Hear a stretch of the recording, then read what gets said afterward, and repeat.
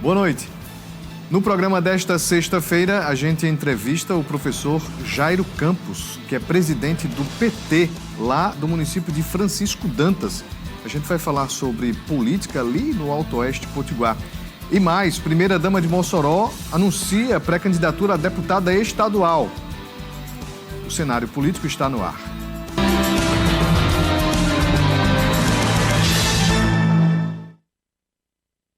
Boa noite para você, minha amiga telespectadora. Boa noite para você, meu amigo telespectador. Estamos começando mais uma edição do Cenário Político TCM, ao vivo para todo o Rio Grande do Norte.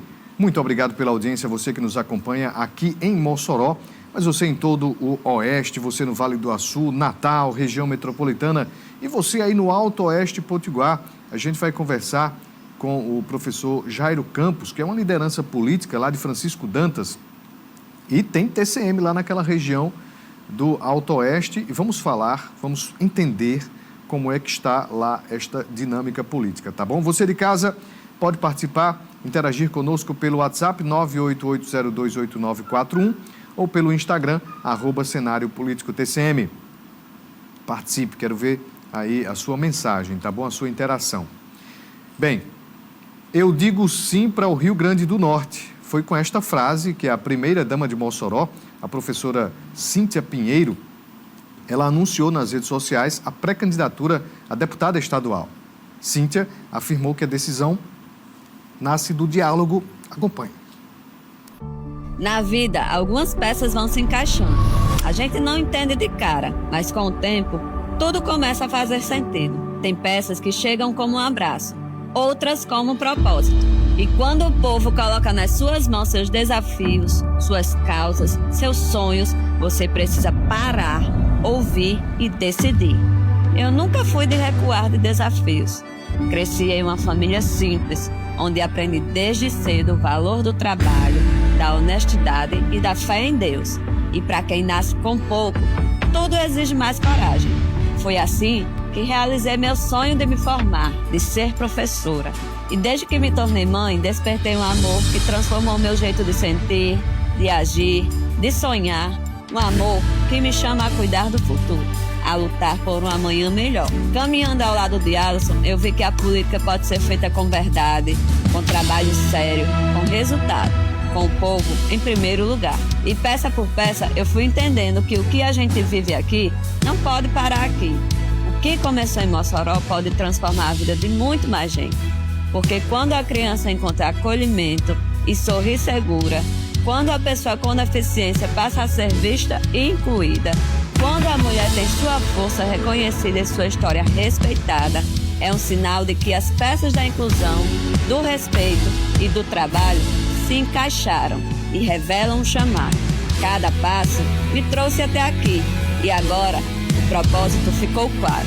Faltava apenas a última peça. E hoje ela encontra o seu lugar. Eu sou Cíntia e agora me apresento a vocês como pré-candidata a deputada estadual do Rio Grande do Norte. E com o propósito de transformar cada pedaço dessa caminhada em política que cuida, que transforma e que representa. Porque quando o povo chama, a resposta precisa ser inteira. E para o povo, a minha é sim. Sim, sim, sim, Cíntia. Pois é, como a gente viu aí, a pré-candidatura da professora Cíntia foi lançada dentro, de acordo com esse vídeo, né, diálogos. E a gente já tinha ficado atento, né, a algumas mensagens nas redes sociais, a própria posição do prefeito Alisson Bezerra de, digamos, apoiar, né, se viesse essa decisão. E aí foi confirmado, né, nas redes sociais, como a gente viu, um material que já posiciona a professora Cíntia nas eleições de 2026. A gente vai seguir acompanhando, né? Vamos iniciar aqui a nossa entrevista com o professor Jairo Campos. Professor, boa noite, seja bem-vindo aqui ao Cenário Político TCM. Primeiro vamos entender aqui quem é o professor Jairo, vem lá de Francisco Dantas e faz política lá no município, é isto? Boa noite. Boa noite, Vanúvio. Nome difícil, né? Boa noite, os ouvintes da TCM. E boa noite, um beijo especial para o povo de Francisco Dantas, que está nos assistindo. Eu sou o professor Jairo, tenho 49 anos, sou de Francisco Dantas, sou professor universitário em Alagoas, tenho formação em letras, mestrado, doutorado, pós-doutorado, e sou também museólogo.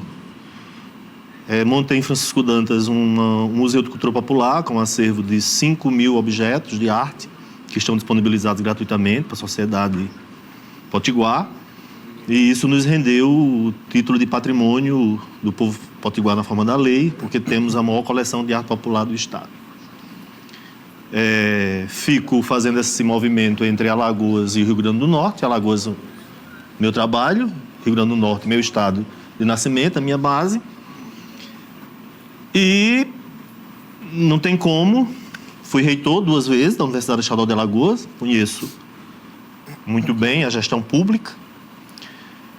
E voltando para Francisco Dantas em 2010, em função da pandemia, né, aquela loucura... 2020, isso, perdão. Eu me reencontrei com minha cidade. Vi um esquema montado, na minha opinião, cheio de problemas. E eu, como filho daquela cidade que conheço todo mundo, que nasci, me criei, né, que fui formado, educação básica ali, eu me inquietei, né? E aí eu disse, eu tenho 2 caminhos. Ou eu me colocar à disposição do povo de Francisco Dantas, tentando mostrar diferente,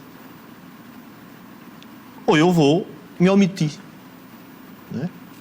E aí a primeira questão pesou mais forte. Inicialmente, quando a gente falava nisso, as pessoas tiravam riso do rosto. O tempo passou e nós perdemos a eleição por 100 e poucos votos.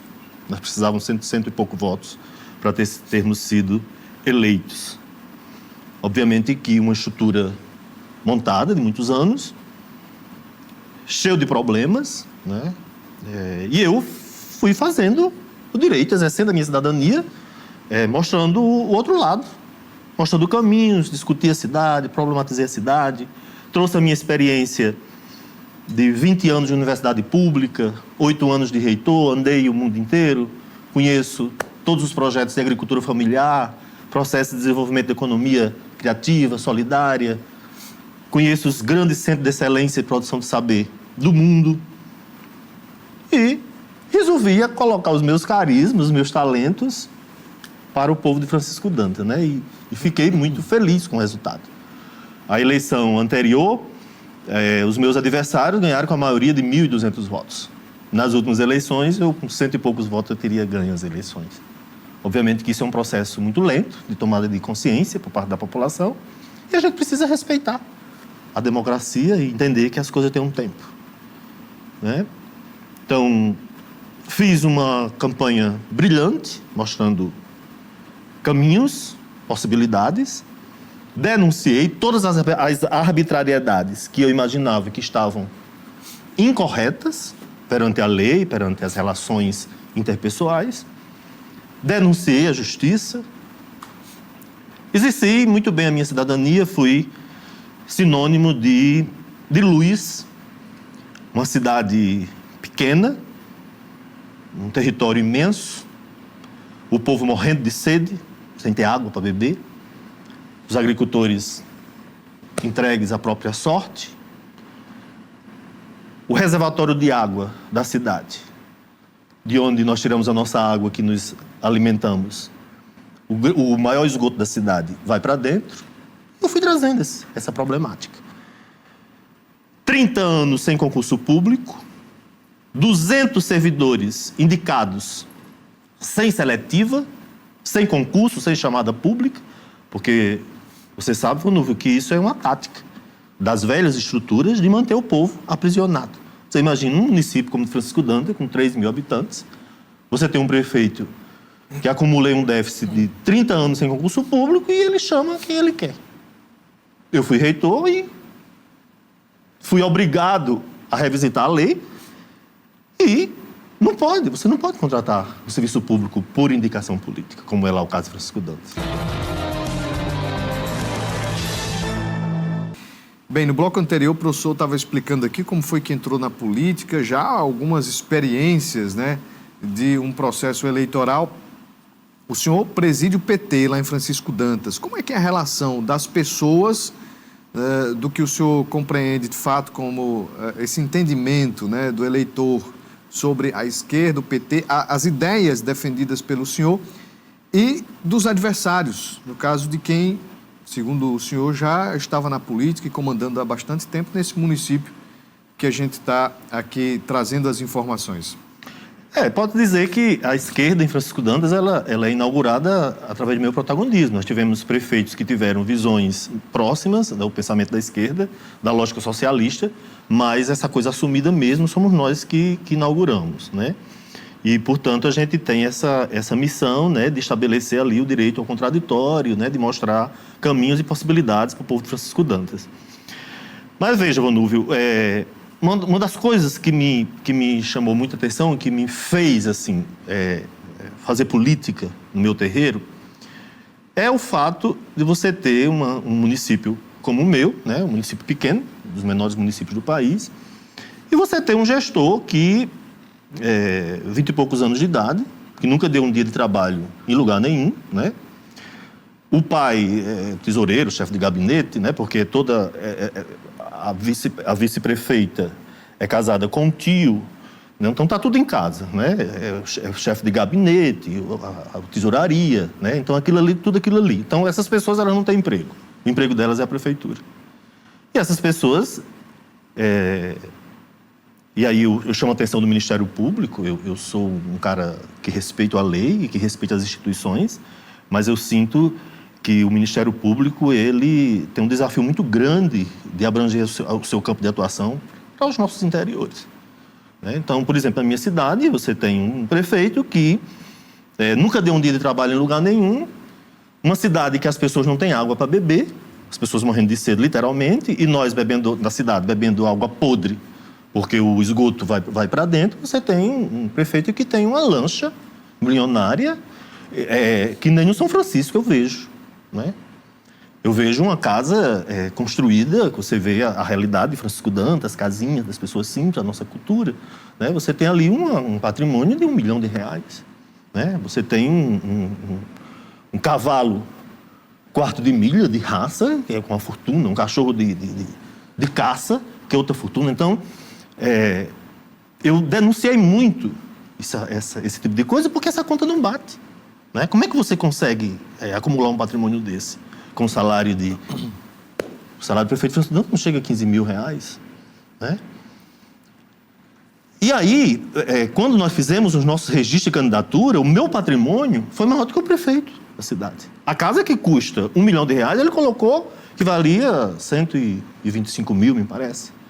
Então, isso é uma coisa declarada. E a justiça sabe, porque não tem como você ver. Então, nós fizemos todas as denúncias. Com 7 dias de mandato, eles foram cassados, em primeira instância, pelo juiz de Pau do Suelo, né? a nossa jurisdição ali. E isso, na sequência, veio para o pleno do nosso Tribunal de Justiça, né? Aqui eles ganharam, né? E aí eu queria dizer que, assim, repito, eu sou um cara que respeita a ordem, as instituições, a lei, mas o ganho que essas pessoas tiveram no tribunal, é preciso que a sociedade francisco-dantense e potiguar saiba, né? Quer dizer, o que foi denunciado por nós? 30 anos sem concurso público, contratações ao bel prazer de 200 servidores, no meio aí embutido o esquema de rachadinhas, que é muito comum nas nossas cidades, né, de divisões de salários, que isso é uma postura criminosa, porque você bota o povo embaixo do pé, né? E o aumento dessa folha, Vonúvio, em 40% nos últimos 6 meses da campanha. Então, no nosso entendimento, isso cria, dentro da democracia, uma desigualdade. Então, quando o Tribunal de Justiça os absolve, né, ele, em outras palavras, ele diz, o povo potiguar, que os gestores podem fazer o que eles estão fazendo, né? E eu já fui gestor público e sei que isso não pode, né? Então, apropriação indébita, um patrimônio que não se justifica pelos salários, né? Um esquema de prepotência, de autoritarismo, porque a democracia exige a participação, a escuta sensível, né? A compreensão de que a gente precisa desenvolver políticas públicas para fortalecer e elevar os nossos indicadores sociais, tirar a autoestima do nosso povo no chão. As pessoas não acreditam. Um município que tem um monte de gente trabalhador, um monte de mulheres, né, que vive ali na luta. Quer dizer, olha para um lado e para outro e não tem, né, uma esperança, uma luz no fim do túnel, né? E aí, uma coisa que eu acho assim, extremamente importante dessa minha experiência é que nós mostramos tudo isso em altíssimo e bom som, denunciamos isso à justiça, né? Cumprimos a nossa tarefa, né, enquanto cidadão, né? E hoje o município, a partir das nossas denúncias, por exemplo, como é que um município como o meu, a única quadra de futebol da zona urbana não tem iluminação, né? Isso apareceu depois, né? Depois das nossas denúncias, depois do nosso bate-papo, depois da grande reflexão que a gente fez durante o processo eleitoral, né? Médico que vinha 2, 3 vezes na semana passou a aumentou, né? Então, isso é importante que a sociedade entenda, que se não fosse a nossa oposição qualificada, certamente as coisas estavam como estão, né? Então a sociedade é quem sai ganhando com isso. Então o senhor fala que foi complicado o processo eleitoral, né, devido a esta desigualdade mencionada e denunciada, mas o senhor, depois das eleições, não se calou, né, diante do que denunciou durante a campanha. O senhor vem fazendo esta oposição ainda lá no município? A minha cidade, a cidade que me pariu, a cidade que eu nasci, que me estudei, né, que dei os primeiros passos.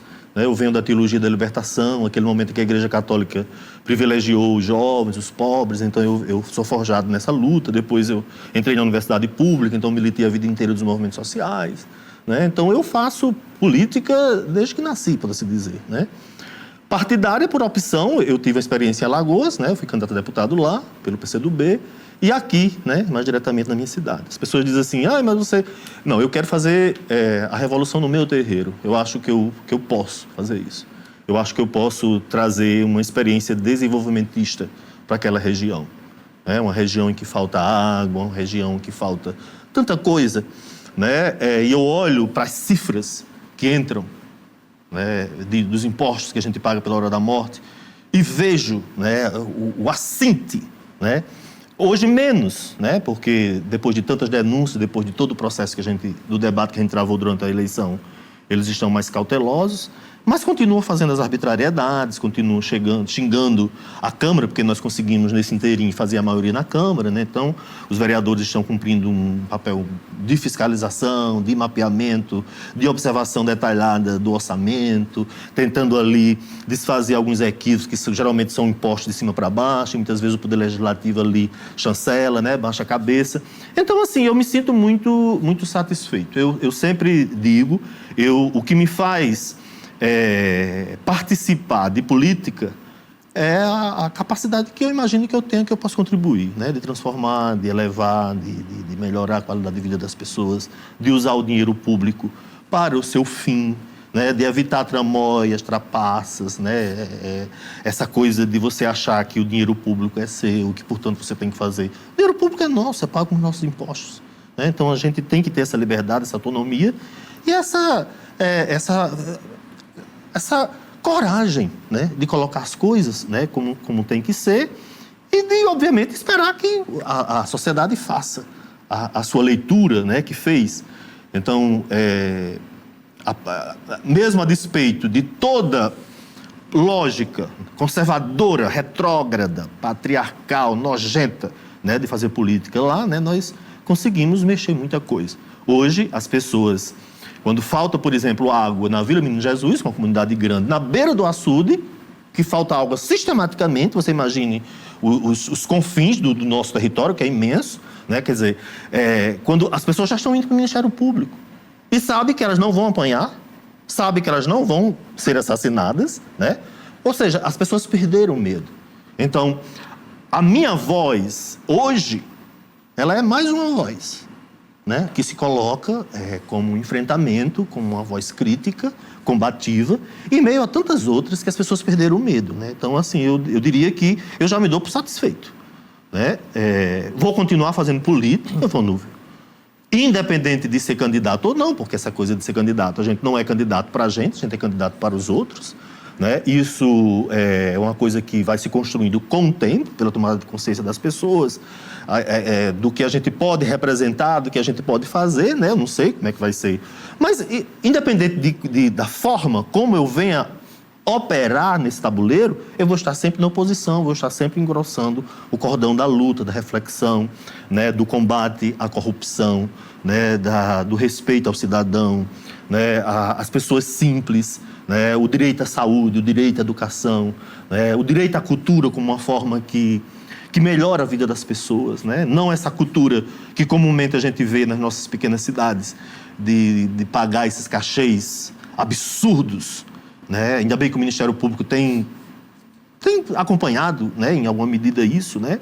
Porque a farra de dinheiro público aí é uma coisa medonha, né? Em detrimento daquele cantador de viola que está lá no engenho, em detrimento daquele cantador, daquela mulher que faz uma panela de barro, que está lá nas nossas fronteiras. E aí é esse tipo de cultura que eu acredito, a cultura de base, a cultura que brota das nossas entranhas, né? E que tem muito sentido, e que tem muito valor, né? A gente vem de uma tradição onde as nossas coisas não são consideradas importantes. A gente vem de uma tradição onde a mídia, a grande mídia, fica o tempo inteiro dizendo que o que é bonito é o que vem de fora, né? E aí eu tenho esse olhar sensível, né, para essas coisas, para coisas lindas. Por exemplo, eu já andei os 4 cantos do mundo, Vanúvio, e eu nunca comi, em canto nenhum, um queijo como que as mulheres de França Danta produzem. Os homens ali têm suas vacarias, né? Produzem aquele leitinho, faz aquele leite, tira aquele leite, faz aquele tratamento ali no chincho, aquela forma tradicional. A Feira de Pau dos Ferros, que está a 15 quilômetros da nossa cidade, do nosso município, praticamente essa parte de queijo, leite e derivados é abastecido por Francisco Dantas. E aí os agricultores, os pequenos agricultores, por eles mesmos, porque não há uma política de incentivo, de insumo, né, de agricultura familiar, com tanta coisa que tem acontecido. E eu tenho mostrado, através de uma associação sem fins lucrativos, que mantém o museu, vários caminhos, várias possibilidades de acessar recursos, porque eu entendo que o poder público ele consegue fazer muita coisa, mas tem muita coisa que ele não consegue dar conta. E para isso existe o terceiro setor, né, a sociedade civil organizada. Bem, vamos voltar aqui à nossa entrevista com Jairo Campos. Jairo, então, lá em Francisco Dantas, você criou uma organização que orienta também as pessoas. Que associação é essa e que trabalho é esse que você desenvolve junto à cultura lá do município? Eu sou colecionador de arte, montei um acervo de 5.000 objetos de arte popular de todos os estados do Brasil, criei uma associação sem fins lucrativos e a gente desenvolve ações ligadas à educação, à cultura, museologia, preservação das memórias, geralmente garantindo o direito de memória de setores da sociedade que foram silenciados historicamente, né? Essa é a minha categoria de estudo nos meus doutorados, nas minhas coisas, na minha formação acadêmica. Então eu tento dar eco a essas vozes que comumente não há espaço para que elas sejam escutadas. A partir de um teórico que diz um conceito de escuta sensível, né? Então eu sou um sujeito extremamente de ouvir. Eu falo muito, mas eu gosto muito de ouvir, de escutar. E trato isso cientificamente, né? Organizo meus livros, então eu trabalho com isso. Jairo, você vai ser candidato neste ano? Você está falando muito sobre política, sobre transformação, partido também. Agora, em 2026, vai ser candidato? Não. Eu voto no presidente Lula, né? Tenho muito respeito, muito carinho. Dei um título de doutor honoris causa, dos mais de 30 títulos que o Lula tem. Um foi dado pela Universidade Estadual de Alagoas, no meu reitorado, né? Então tive a oportunidade de conhecê-lo e de sentir a energia desse pernambucano, desse nordestino arretado que nos orgulha tanto. A despeito de tantas incongruências desse país, do Congresso Nacional, mas o bom velhinho realmente nos orgulha muito. Eu voto na professora Fátima, né? A gente tem uma discussão interna que não sou o primeiro nem o último a dizer isso, que é uma realidade do nosso partido. O PT, tradicionalmente, ele é um grande amigo dos aliados, mas é um partido que muitas vezes esquece, e é uma crítica construtiva que eu faço na base, e que não é segredo para ninguém, eu também estou fazendo aqui, né? Às vezes a gente sente a omissão de determinadas pessoas a encorpar o nosso caldo, a engrossar o nosso cordão das nossas lutas, né? Então, eu faço essa crítica construtiva, mas, indiscutivelmente, eu voto na professora Fátima, né? O segundo Senado, gosto muito do Jean Paul Prates, tenho um carinho, uma admiração muito grande por ele. Acho que foi uma perda do PT ter perdido esse quadro, um grande homem, um grande intelectual, um grande quadro da política brasileira. Deputado federal, eu estou avaliando, né? Estou vendo aí os caminhos, né? Ninguém consegue fazer política, eu sou um professor, contra o império que foi montado com dinheiro público ali. Quer dizer, para você entrar ali, você precisa ter ajuda, você precisa ter apoio, né? E deputado estadual, eu estou engrossando o caldo da deputada Isolda, que é uma mulher muito forte e que tem cumprido um papel muito grande no sentido de mostrar o nosso potencial aqui do Alto Oeste, do Oeste do Estado, né? Então, basicamente, será essa a minha orientação. O federal ainda estou vendo ainda como é que vai ser, mas ainda tem tempo, né? As coisas então ainda estão se articulando. Quando eu me filiei ao PT aqui, o meu único objetivo foi fazer a revolução no meu terreiro. Eu acho que posso. Uma cidade pequena, que eu aprendi a respeitar, que conheço todo mundo, e acho que posso dar uma grande contribuição ali para transformar aquela cidade numa experiência piloto da boa gestão pública. Professor, quando o senhor fala sobre essas decisões políticas, né, do PT, por exemplo, né, o senhor menciona justamente perfis, né, de iniciativas, enfim, de decisões. Mas o partido PT, ele foi criado com uma finalidade, né, que ao longo de todos estes anos tem mudado ou tem se adaptado, né, conforme a música é tocada no ano eleitoral. Como é que o senhor observa a esquerda hoje? Porque a esquerda hoje não é a mesma esquerda lá da década de 80. Sim. E essa esquerda, ela passou por algumas mudanças, porém, né, figuras históricas que ajudaram a fundar, a criar o PT, já não estão mais no PT, e os que estão passam por várias dificuldades, inclusive para atrair o jovem. O jovem de esquerda hoje ele tem meio que uma aversão, né, sobre alguns assuntos tratados dentro da esquerda. Onde não se tem espaço, a direita vai lá e captura. Então, como é que você observa hoje a esquerda no Brasil, no Rio Grande do Norte? Olha, eu penso que o desafio da esquerda primeiro, por exemplo, eu sinto que o PT aqui no Estado, ele tem uma dificuldade muito grande de fazer política. Entende? É uma dificuldade muito grande de fazer política. E a direita, ela sabe fazer política com maestria. E o PT, ele insistentemente não tem conseguido nessa dimensão, né? A governadora Fátima pegou esse Estado destroçado, todo mundo sabe disso. Tivemos avanço na saúde, tivemos avanço na educação, tivemos avanço na segurança, as nossas estradas estão melhoradas agora, tivemos uma série de coisas.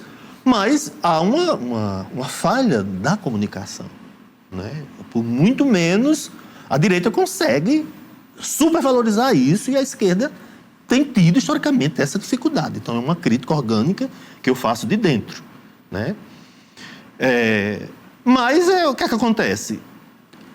Todas as lutas, todas as conquistas que o povo trabalhador teve ao longo da história, fomos nós que protagonizamos. Todas. Não há um só avanço na história do povo brasileiro, em todas as conquistas de todas as áreas, em que não tenha tido o protagonismo da esquerda, discutindo, problematizando, estabelecendo o contraditório, denunciando as injustiças sociais, colocando à disposição do povo, né, dos nossos quadros. Então é essa a crítica que eu faço. né? Mas eu me sinto, assim, representado, no geral, né, pela condução das coisas. O Cadu, né, o nosso pré-candidato a governador, é um técnico muito competente, muito qualificado, pouco conhecido, né? Não conheço, nunca tive a oportunidade de sentar na mesa com ele, mas o que se coloca é que é uma boa praça, então vamos aí, né? Vamos ver, né? Eu acho que a gente tem aí um desafio muito grande. O Ceará conseguiu fortalecer muito a esquerda, a Bahia conseguiu fortalecer muito a esquerda e o Rio Grande do Norte me parece que não conseguiu pegar, né, essa onda de desenvolvimento que nós tivemos aqui do nosso lado, né? Professor, sobre desenvolvimento, é justamente o ponto que eu chego agora, porque a gente fala sobre uma Natal, aquela região metropolitana que tem uma pujança, aqui o Oeste, por Mossoró e alguns municípios, né, com, de fato, alguns diferenciais. Basta a gente ver a fruticultura aqui da nossa região. Mas lá em Francisco Dantas, o que é possível se fazer para chamar a atenção da classe política, seja de quem esteja sentado na cadeira de chefe do Executivo Estadual, ou os senadores, ou os deputados, o que é possível levar de desenvolvimento ali para aquela região? Município pequeno, o senhor já falou que tem um potencial enorme, né, para a criação de gado, para a produção de leite, enfim, os laticínios lá daquela região, mas para além disso, o que é possível de se fazer lá? Eu sempre terminava meus discursos, Vanúvio, falando sobre isso. Por que é que eu queria ser prefeito de Francisco Dantas, né? Então, eu sempre dizia isso publicamente. Eu quero ser prefeito de Francisco Dantas porque eu quero criar uma escola de tempo integral para as nossas crianças, para os nossos jovens. Eu gostaria muito de ser prefeito de Francisco Dantas para criar uma linda escola de acordeão, de sanfona, né? Para dar um instrumento musical ali para as nossas crianças, para a gente arrasar em Mossoró, arrasar em Francisco Dantas, arrasar em Natal, nos grandes eventos. Eu gostaria muito de ser prefeito de Francisco Dantas para fortalecer a agricultura familiar, que é o que nós já fazemos desde que surgimos enquanto município, né? O leite, o gado, né? Eu gostaria de ser prefeito de Francisco Dantas para experimentar aquela ação que foi feita, por exemplo, em Cuba, que deu em outros países, que deu muito certo, de dar ali uma cabrinha, um bode, né? E fazer aquele trabalho de multiplicação. Você vê Cabaceiras, na Paraíba. O poço econômico, cultural que decorre da estética do couro que decorre dali, né? De um gestor que fomentou, que fez isso, né? Então, eu quero ser prefeito de Francisco Dantas, eu gostaria muito de ser prefeito de Francisco Dantas. Por exemplo, Vanúvio, a nossa cidade, a prefeitura está sendo construída. A placa lá da frente acusa 2.300.000. Depois de todos os aditivos, vai passar de 3 milhões de reais. Francisco Dantas, essas pessoas estão no poder lá há mais de 10 anos. Ao longo de todo esse processo, nunca foi construída uma casa própria com recursos do município, né? Então, se você pega aí 3 milhões de reais para fazer um prédio, o Elefante Branco, que está lá, sendo destruído pela natureza, porque um prédio, quando não é acabado, ele entra em processo de decomposição. Eu faria um grande projeto habitacional para dar ali 100 casas em terreno já da prefeitura, eu faria uma casa de 30 mil reais. Eu tiraria o esgoto que vai para dentro do açude, das pessoas, uma grande quantidade de pessoas morrendo de câncer. E o que justifica? Qual é a explicação para isso? É a água, né? As doenças equivalentes, provenientes da água. Então, eu gostaria muito de ser prefeito de Francisco Dantas para desenvolver uma grande experiência de agroecologia, né? Por exemplo, as pessoas hoje levam para sua mesa venenos da hortifruticultura comprada nessas grandes redes de supermercado. Então, eu gostaria muito de deixar os chamados quintais produtivos, de deixar cada terreiro de Francisco Dantas com uma horta montada para que as pessoas, além do cultivo do alimento saudável na mesa, o passatempo, a coisa da água, do contato com a terra, que é uma coisa extremamente importante no processo de formação humanística, né? Então,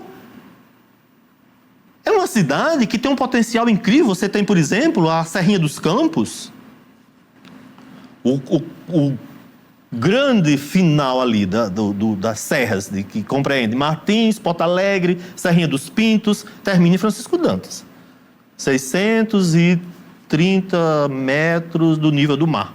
Clima ameno, uma cultura de caju, uma comunidade com uma média de 20 famílias. Choveu, ninguém sobe, ninguém desce. Anos, aquele acesso terrível, a falta d'água, né?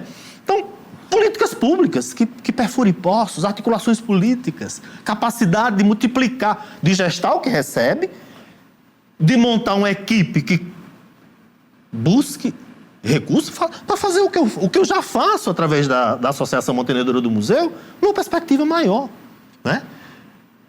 De trazer recursos, de fazer a boa articulação política, de criar 1000 possibilidades.